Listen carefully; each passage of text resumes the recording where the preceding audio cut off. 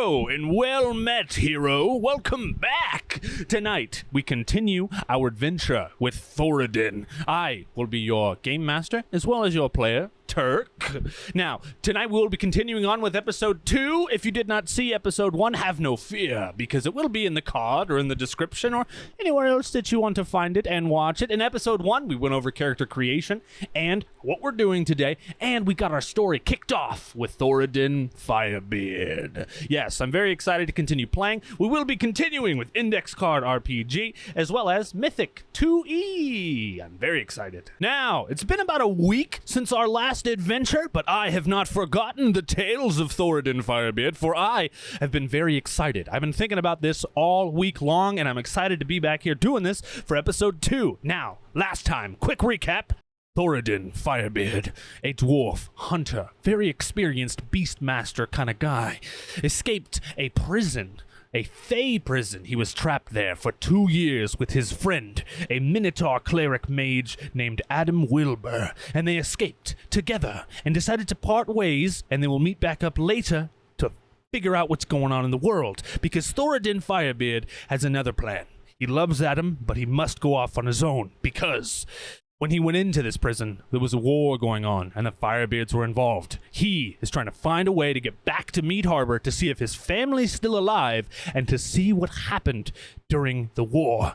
So, Firebeard heads off Thoradin up through the forest, and he finds a carriage, but the carriage is stopped, for there is a fairy carriage driver who is delivering 2 twin princesses who are sick back to Mead Harbor to find the apothecary to hopefully get healed once and for all. His name? Eferill. And Eferill has the carriage stopped because they are under attack from an ogre. So Thoradin Firebeard tells Eferill he'll make them a deal. If he deals with this ogre, then Eferill will take him with him to Mead Harbor. And that's what he does. He kills this ogre. 2 shots, takes him out. And Eferill agrees. Now, we return to our story with Thoradin Firebeard and Eferill the fairy riding on the carriage back to Mead Harbor. Here we are back again at the top-down camera. Whoosh, whoosh, whoosh. And I've got everything that I need. I've got our character sheet, we've got our fate chart, and we've got our index card RPG. Yes! As we talked about before, we'll only be using paper and dice and other kinds of stuff during this. As we've discussed, we already have our scene. We already know what's going to be happening in this first one here. We've got Thoradin, and we've got Eferill riding on this carriage back into Mead Harbor. But one of the first things we actually have to do here in Mythic is we have to roll on the chaos chart to see if it's just a normal scene and plays out like we wanted to, or if it's an interrupted scene, or if it's a altered scene. And this is the first time we're doing it, so I'm going to explain it a little bit. So we're going to be rolling a d10 against our current chaos factor, which as we left off last time, we were at chaos factor 4, as we can see here. First roll of the night. What are we going to get? That's an 8. So the scene's going to play out as normal. Okay, so since this is going to play out like a normal expected scene, what I'm thinking happens. Let's set the scene here first. Thoradin Firebeard, of course, is riding on the front of this very fancy, nice, ornate carriage. It's got huge, beautiful wheels on it. It's got beautiful carvings all over the side of it. It has doors that actually go into the inside where the 2 princesses are safe in there, probably sleeping, being that they haven't said a peep yet. That's what at least Thoradin is thinking. That's what I'm thinking. And so Thoradin's sitting on the top, on the front, with Eferill. And there are, I'm thinking, an ox? I don't know. What would be pulling a fancy Fey carriage? I don't think horses. Let's see if we can actually find something fun to set this scene of what these kind of animals are. Maybe it's something Thoradin's never seen before. Okay, instead of rolling in the ICRPG, we're actually going to pull from this deck of cards that I have here. And you can see on the front, I've got a riding horse. Now, I've gone through these previously. I think it was like a year ago. And I just pulled a bunch of like basic creatures out. And that's kind of what I've got here in my monster card deck. So we're just going to pull a card out of here randomly after I shuffle. Shuffling, shuffling, shuffling, shuffling, shuffling, shuffling. All right. Oh, that's a brass wormling dragon. You know what? I actually kind of like that a lot while they're riding together. Thoradin looks at Eferill and he goes, "Well, friend, I've never seen any kind of baby dragon pulling a a cart before. How have you managed this? Is it okay? I have a question for the fate chart right here off the top. Is it some kind of magic that the Fae have put underneath the dragon, right? Is this some kind of Fae magic? I'm gonna count this as very likely.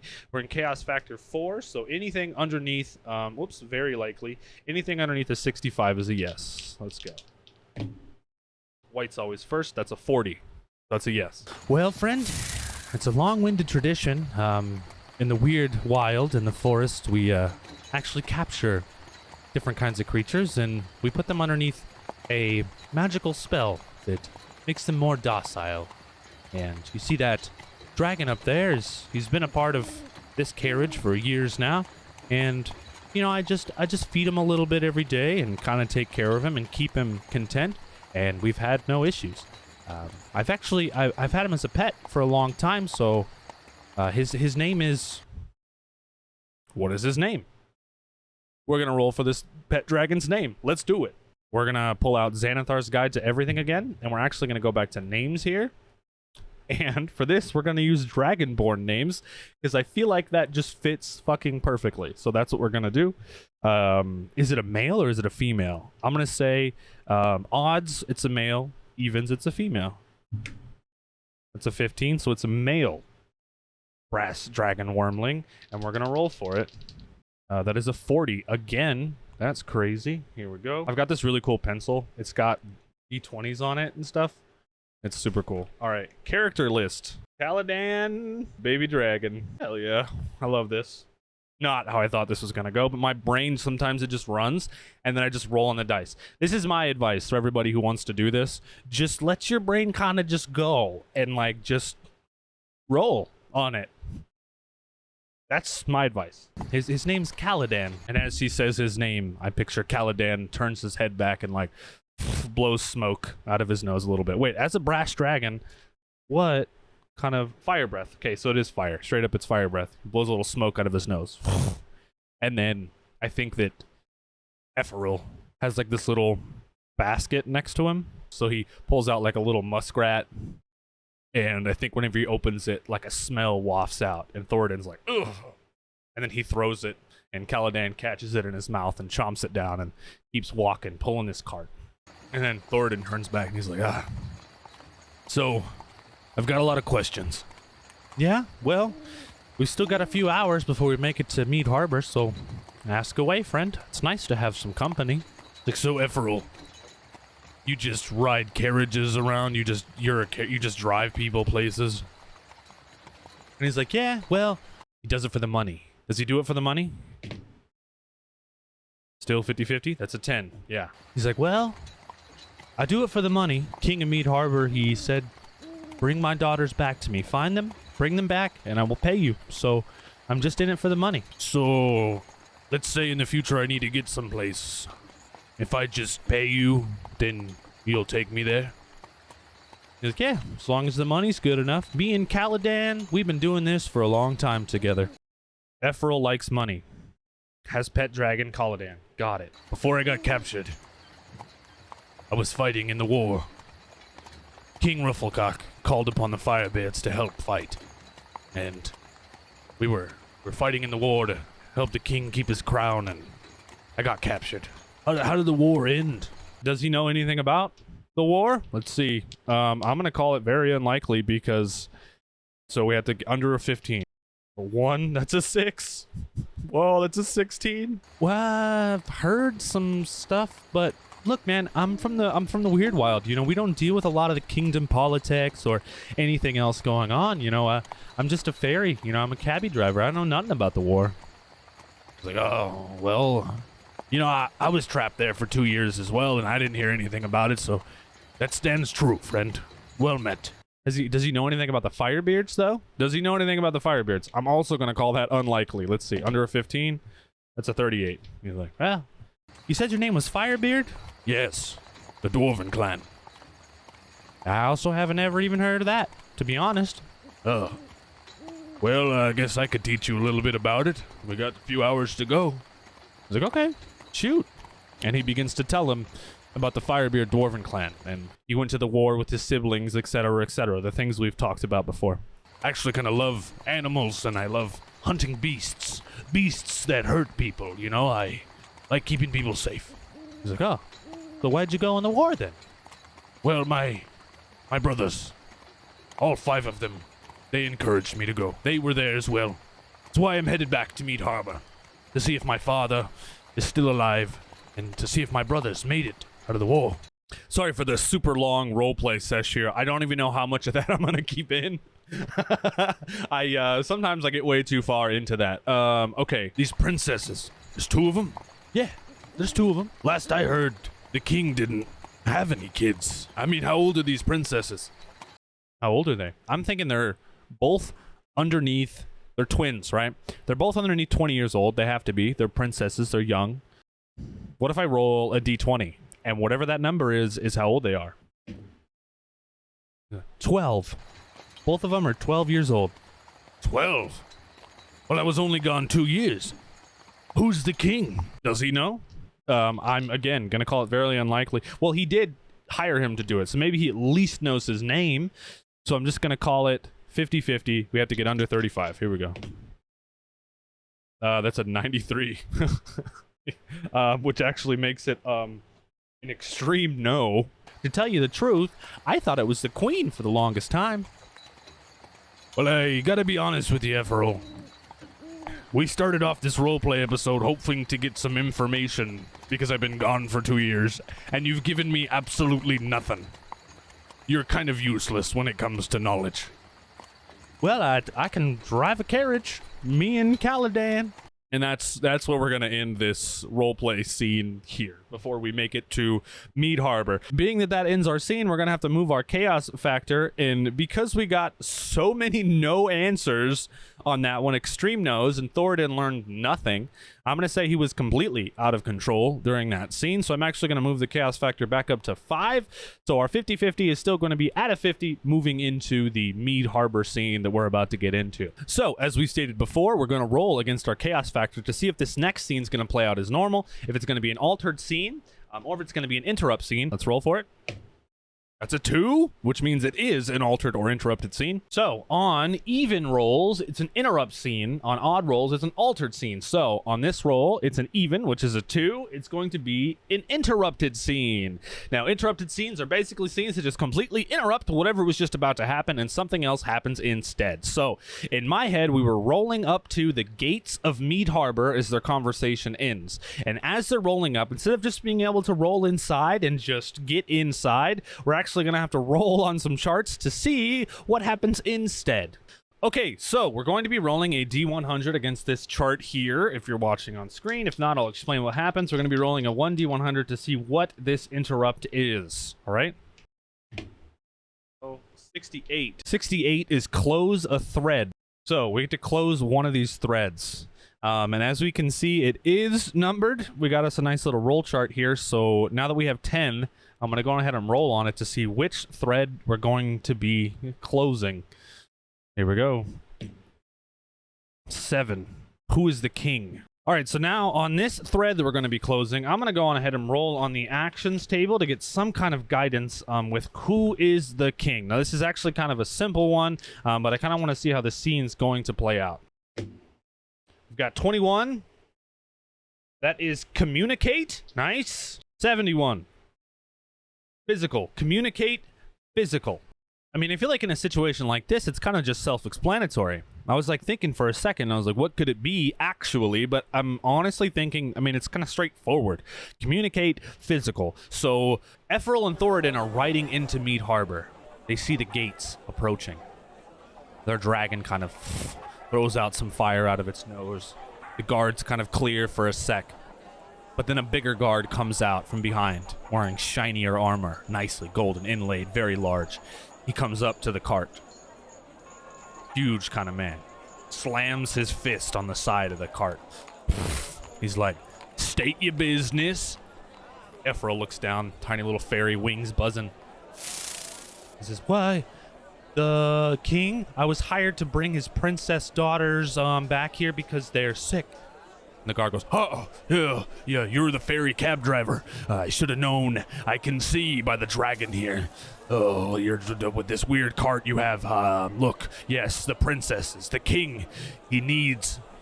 And I'm going to just... He's going to say his name out loud and say who this king is. And I'm wondering if Thoradin's automatically going to know, if this is going to mean something in the war. I have no idea. What we're going to do is we're going to roll for this name. But first, we need to roll for the species of the new king. Now, as I said before, I have this chart that I made here myself. Here we go. It's got all the races in it. Let's get it. Okay. This is an 87. A GIF. It's a GIF. If you guys don't know what a GIF is, it's basically a hippopotamus humanoid with big tusks. Huge. Now, we're going to have to roll for a name. Now, I know for a fact that Xanthar's Guide does not have names of this, but maybe. All right, so this here is the Astral Adventurer's Guide. This is a beautiful book. Actually, Gala sent this to me. Thank you so much, Gala, for sending me the collector's edition. Honestly, I appreciate you. If y'all want to send us something on our website, there's a P.O. box. Check it out. Okay, so we're going to go over to GIF and see if we got names. Doesn't really give us name explanations here. So for those of you who are wondering and you want a picture of GIF, here we go in the book. Still no names yet, but awesome looking art. Okay, so WotC needs to get their shit together, but in all those books, there was no GIF name examples, but I did go ahead and Google it and found some stuff on D&D Beyond. I'm going against my rule here. I know, I only want to use paper and stuff, but we tried, all right? So I found a couple. I've got a chart here. Basically, a GIF's name is big and pompous, just like the being who bears it. Looks like there's about 20 of them, so we're going to roll a d20. 4. Kind of perfect. I'm going to roll again for the surname, and then I'll reveal what it is. 19. I love this. I swear to goodness. I swear. His name is Benedict Cumberbatch. I didn't... Okay. I can't get over that. New king's name is Benedict Cumberbatch. I better write it down. So back to what we were doing there a second ago. The guard looks at Eferill and says, King Benedict Cumberbatch, you have his daughters. Please, please, hurry in, hurry in. I'm also now realizing that this means the princesses have been GIF this whole time in the cart, and we didn't even know. That's awesome. Now, I want to know if Thoradin Firebeard, I want to know if he recognizes this. 71. King Benedict Cumberbatch. I've never heard of this name. Eferill turns. He's like, shh, shh. Yeah, dude, me either. Now, the interrupt scene here is that the guards physically, while they're rolling in, start crowding around this carriage. Thoradin, the dragon, is kind of like getting freaked out because they're all crowding around him, and he just keeps moving forward, and he's kind of scared. And Efrill's like, calm down now, Thoradin. It's okay. And he tosses him another rodent, possum looking this time. Grabs it, eats it, just looking at him, and the guards look down at the dragon holding spears and swords, and they're like, ugh, this thing. The interrupt scene is that they gather around the cart, and they just start guiding them straight to... There isn't a castle in Mead Harbor, but I imagine there's a really nice kind of like keep there, like nice little walls, stone walls, so they guide them straight through the town. And of course, Thoradin Firebeard, he wants to get off the cart. He wants to go to his home. He wants to see if his family's there, but he can't get off the cart because they're being surrounded by these guards, and he's kind of nervous.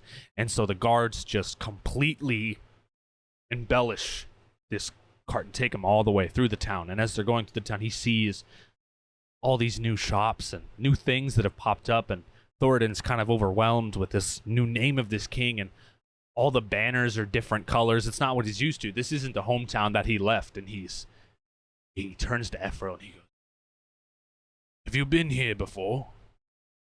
I was like, oh, this is my first time. This place is pretty nice. Like, no, this isn't my home. This is not what I remember.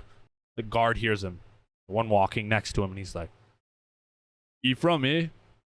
Yeah. You follow the king? King Cumberbatch? Like, I think Thoradin in this moment would lie, because he knows he's talking to a king's guard. He says, "Yes, long live Cumberbatch." Now, does the guard believe him? It's weird to say. We're this far into the episode, but we're going to make our first check to see if this guard believes Thoradin. And we're going to make a charisma roll. He's got a +1 to charisma. That's a natural 1. You see this? Y'all see this? That's a natural 1. I feel like when Thoradin says it, he says, "Long live the Benedict Cumberbatch." He's like, Cumberback. He's like, "Hey, Cumberbatch." Like, "I got my eye on you, guy. I know that you're lying." This guard just eyeballs him the whole time. And they make it through the walls, huge stone walls. And they open up large iron gates. And they pull the cart into the keep. And then they park the cart off to the side. And all of the guards line up in a line. One of them pulls out a horn. After he pulls off his helmet. And we actually see that when he pulls his helmet off, this guard that was just talking to Thoradin is actually a GIF himself. And he pulls off his helmet and blows on this horn. And the doors open. And the king emerges. In beautiful, golden, inlaid armor that the king is wearing. He's got this amazing crown, huge tusks coming out of his mouth. He's got a cane, and it's like golden, got jewels on it. They walk down the steps, and he walks over to the cart. Before this king begins talking, we need a little bit of descriptors about him. What kind of king is he? What does he say? We already know he's a king. He's got golden armor and stuff going on, but what kind of king is he? So let's make some more rolls. Yay, dice rolls. So, personality. Go. 72 is prepared, okay? And his motivation is 35. Guide. And lastly, his description. That's a 30. Clumsy. Okay. King Cumberbatch. Prepared. Guide. Clumsy. Prepared. Guide. Clumsy. Walks out with his cane. There's a little crack in the stone. And he trips. He falls down. Complete silence. One of the guards hustles over. You hear the jingling of his armor. He helps the king up and he goes, "Oh, thanks. And then he begins walking again. Complete silence. He walks over to the cart. He's huge. So he's like eye contact with Thoradin. Big GIF. He looks directly at him and he goes, "What is the voice going to be for this GIF king? I really want it to be funny." I don't know why, but I do. He looks, he says, "Well, you're not what I expected. I thought we hired a fairy." And the little wings flutter behind Thoradin's head. And you see Eferill. And he goes, "Hi, yeah, that's me." "Ew. Are my daughters in your cart?" "Yeah, straight to business, huh? Yeah, I've got him here, safe and sound. I never opened the cart, just like you asked. So I have no idea what's going on." He's like, "Good. I also told you not to bring anyone with you, now didn't I?" "Yeah, sorry. We ran into trouble in this guy here, Thoradin Firebeard. He actually helped us." He goes, "From the Firebeard clan, huh? Where you been?" I was trapped in the Fey prison. Yeah, and I just got out. I'm sorry, sir. I don't know you." "Well, good. I don't think you would. I do not think. But does Cumberbatch know the Firebeards?" Here we go. I'm going to call it 50-50. 68. Yeah, he does. "Well, I know of you, Mr. Firebeard. I do. Before I tell you anything about that, we must get to the business at hand. Eferill, you will be paid handsomely for your duty here today." Here's my follow-up question. Is the apothecary actually here? Or do we still need to find the apothecary to be able to heal the princesses? Okay, is the apothecary here? I'm going to call it unlikely, because this is A tabletop game, after all. So underneath a 35. It's a 31! It is here! Yes! Okay, good. Thankfully, you have brought the princesses. Your payment, Eferill, will be brought out here very soon. But first, I want to see my daughters. And he begins walking. And he walks over to the door. I imagine there's like a little slot on it. He doesn't want to get the sickness. He pulls back the little slot to look in at his daughters. He sees them in there. When he opens the slot, you hear snoring. And then he shuts it. He goes, so, I see. They are still sick? Idea. Is it a sleep sickness? Are they asleep sick? And that's why they haven't woken up this whole time. That makes sense. I'm going to call this nearly certain it's a sleep sickness. 49. 17's under. Okay, so 49. We're good. I see that the Fey sleep sickness has kept them asleep this whole time. Efrill's like, yeah. They did not one peep from them. This is true, sir. I've been here this whole time and they have not said one word. Okay. What is his personality again? Prepared, guide, and clumsy. So he's prepared for everything. A chest comes out. He continues talking. He's like, thank you for doing this. I have inside here the kingdom. They will be taking my daughters from you. I have the king already here, or the apothecary already here in the keep. And they will be taking care of my daughters. Now, in the involvement of your payment, as you will see, someone brings out a little chest like this big and hands it over to Eferill. He goes, thank you. Thank you. Yeah, this is exactly what you promised. In my head, I'm already thinking there's not gold in that little chest. There's something else inside of that chest, and Thoradin sees it, and boy, is he curious. And he hands it over to him, and Thoradin, or Eferill, flies it around to the inside and puts it in a little, tiny little hidden compartment and shuts it and locks it and flies back around. He's like, thank you, my king. Anything. If you ever need anything else, just let me know. And then he turns to Thoradin. He says, I know of you. I know of the Firebeards. Being that you're here today, it means we have much, much, much to discuss. But as you can see, I have something else of more importance to go through today.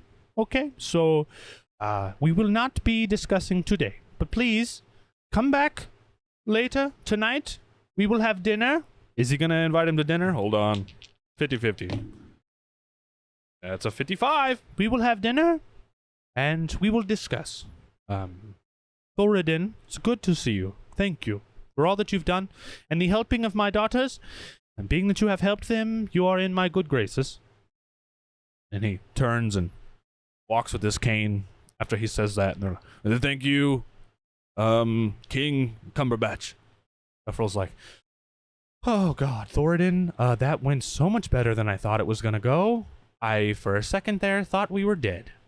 Yeah, me too. Me too. Well.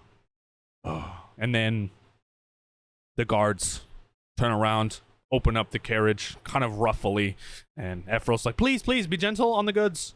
And they pull out their daughters, two huge, I mean, they're hippogriffs, even though they're 12 years old, they're still like adult size because they're gifts, and pull them out. And the two that grab them are wearing like these like plague doctor masks to not get sick. And Thoradin sees them and he pulls up his shirt a little bit. He's like, what they got? Whatever they got, is it contagious? Efrill's like, honestly, I don't know. Okay, well, just to be safe. And he covers his face. And they carry the daughters back inside. And all the guards start pushing the cart out, like kind of like hassling them to turn around. And he whips and he goes, come on, Kaladin. And they turn around and go back out. And they park. And Efrill's like, so, that's done. Stressful, but that's done. I have what I came for. Can I ask what's in there? There's no way that Efrill's going to tell Thoradin what's in that chest. I'm going to call this, again, This is very unlikely. So underneath the 25. Holy shit, it's a 21. So it's pretty close. I don't even know what it is yet. I didn't even know what it is. We're going to have to roll on it. But how about this? How about this? He says, you've come in my good graces and you've shared a lot with me. So what I will share with you is that this is something very important to me. It is not gold. Is it not gold? There's no way it's gold. It's not gold. It's not anything dangerous, but it is something that I'm gonna roll for it. I have to. It is something that I've been trying to get for a very, very long time. What is it? We're gonna go to the not bizarre loot. We're gonna go to the magic loot table here in ICRPG, and we're gonna be rolling a D100. What is it? 46. Breathing bell item. A diving bell that allows 3 people to breathe in any kind of airless environment. So he's like, it's a family heirloom. It's a bell with magical properties. I promise you, Thoradin, it is nothing that you would be interested in, but it's something I've been in search for a long time. He's like, all right, a bell? You fake creatures are awfully friggin' weird, man. Where are you gonna go now? Like, well, I gotta see if I can find my way home and see what's happening in town before I go talk to the king over dinner. Which, also kind of weird, right? He's like, yeah, I've never been invited to a kingly dinner. What did you do? He's like, I don't know. What did my family do? I have no idea, man. Oh, jeez. Okay, well, Eferill, thank you. If I see you again, maybe I can hire you again. Done good work. And can I, being that I'm a beast master, one last question. Is there any way I can feed Kaladin a rodent? He goes, yeah, by all means. And opens up the basket, the smell waves out. He grabs the rodent, hops off the carriage, the little dwarf waddles over. Because remember, Thoradin's a dwarf.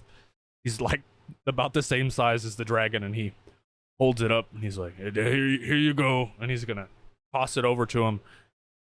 Weirdly enough, the second roll of the night. I didn't even do any charisma rolls with the king. It just kind of played out. There was no convincing.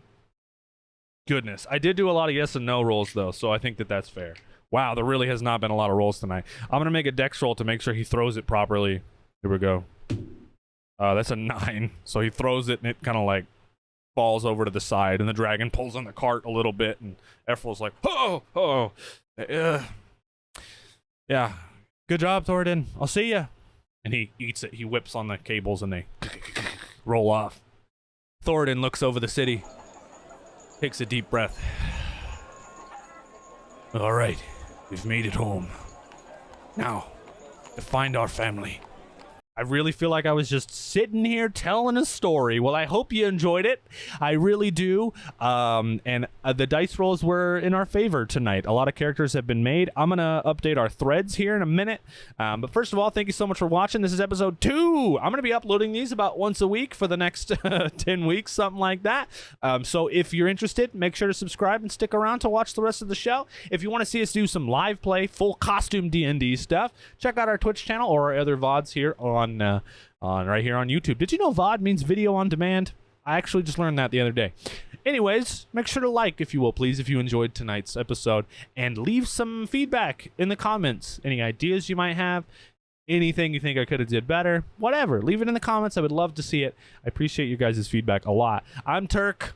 This was Thoradin's Adventure number 2, and I'll see you next week. Thank you, guys.